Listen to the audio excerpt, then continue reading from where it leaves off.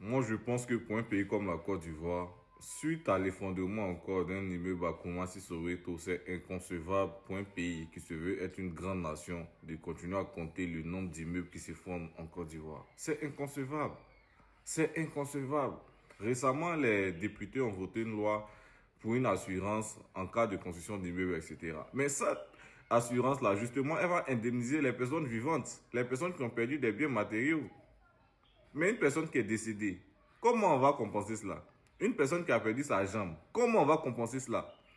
C'est justement pour pallier à ce problème que nous venons apporter cette solution.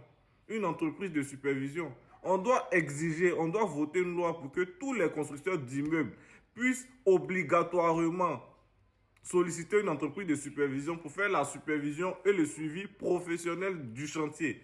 Parce qu'un particulier ou un entrepreneur va confier son chantier à une entreprise de construction. Mais l'entreprise de construction, quand elle fait une erreur, elle ne viendra pas dire au propriétaire que j'ai fait une erreur pour se remettre en cause. Non, elle va essayer de camoufler cela. Mais au bout de 6 mois, 1 an, l'immeuble va s'écrouler. Il faut une entreprise de supervision justement qui va venir coiffer toutes ces personnes-là, que tu confies ton chantier à un particulier, à un ingénieur, à un entrepreneur, à une entreprise de construction. Il faut une entreprise de supervision qui viendra suivre, qui viendra superviser le travail de l'entreprise de construction de ces personnes-là.